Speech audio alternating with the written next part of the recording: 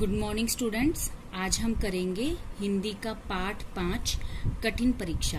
ये हमने जो लेसन 4 किया था उसका नेक्स्ट पार्ट है कि उस लेसन में हमने क्या पढ़ा था कि युधिष्ठिर क्या है अपने भाइयों को पानी लेने के लिए भेजता है और वो एक एक करके क्या है मूर्छित हो जाते हैं। अब आगे देखते हैं कि क्या हुआ। युधिष्ठिर को यह समझने में एक क्षण भी न लगा। क्षण मतलब होता है एक पल भी न लगा कि ये शब्द किसी यक्ष के हो सकते हैं। उन्हें अपने भाइयों को पुनर्जीवित यानी कि दोबारा जीवित करने का उपाय सोचने में तनिक भी देर न लगी, यानी कि थोड़ी सी भी देर न लगी।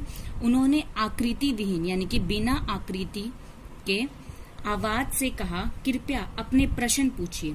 उस आवाज ने अपने प्रश्न आरंभ किए, यानी कि वो जो यक्ष था उन्होंने अपने प्रश्न पूछने शुरू किए। व्यक्ति को संकट से कौन बचाता है? उनका पहला प्रश्न था कि व्यक्ति को संकट से कौन बचाता है, मुसीबत से कौन बचाता है? तो आंसर दिया युधिष्ठिर ने, साहस। किस शास्त्र के अध्ययन से व्यक्ति बुद्धिमान बन जाता है, यानी कि इंटेलिजेंट बन जाता है? मात्र शास्त्र पढ़ने से व्यक्ति बुद्धिमान नहीं बनता। बुद्धिमान व्यक्ति की संगति से ही उसे बुद्धि प्राप्त होती है। संगति मतलब कि उसके साथ रहने से ही। वायु से भी अधिक गतिमान कौन है, यानी कि वायु से अधिक तेज कौन है? मन। सूखे तिनके से भी अधिक मुरझाई चीज क्या है? दुखी हृदय। हृदय मतलब दिल। यात्री का मित्र कौन होता है? ज्ञान। यात्री का मित्र कौन होता है? ज्ञान। जो घर पर रहता है उसका साथी कौन होता है? पत्नी। मृत्यु के समय व्यक्ति के साथ कौन जाता है? धर्म। मृत्यु के बाद केवल वही आत्मा के साथ जाता है, बाकी सब कुछ यहीं रह जाता है। सबसे बड़ा पात्र, पात्र मतलब कि बर्तन, कौन सा है? पृथ्वी, जिसमें सब निहित है, यानी कि सब कुछ समाया हुआ है, सबसे बड़ा बर्तन है। सुख क्या है? सुख अच्छे आचरण का परिणाम है। किस वस्तु को छोड़कर व्यक्ति सबका प्रिय बन जाता है? अभिमान। अभिमान मतलब कि घमंड, क्योंकि यदि व्यक्ति अभिमान करना छोड़ दे तो उससे सब प्रेम करने लगेंगे। प्रेम यानी कि प्यार करने लगेंगे। किस चीज की हानि से दुख की अपेक्षा सुख मिलता है? क्रोध। क्रोध मतलब कि गुस्सा। क्रोध त्याग देने पर दुखी नहीं होना पड़ता। किस व्यक्ति को त्याग कर व्यक्ति धनवान बन जाता है, यानी कि पैसे वाला बन जाता है? इच्छा। यदि व्यक्ति लालच छोड़ दे तो वह धनवान बन जाता है। व्यक्ति वास्तविक ब्राह्मण किस प्रकार बनता है? जन्म से, आचरण से या ज्ञान से?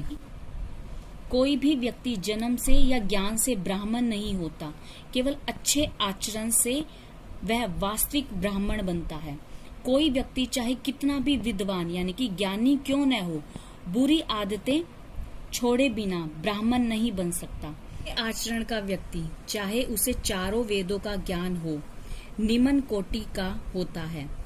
संसार में सबसे आश्चर्यजनक वस्तु क्या है? व्यक्ति प्रतिदिन जीवों की मृत्यु देखता है, फिर भी जो शेष रहते हैं वे सदा जीवित रहना चाहते हैं। वास्तव में यही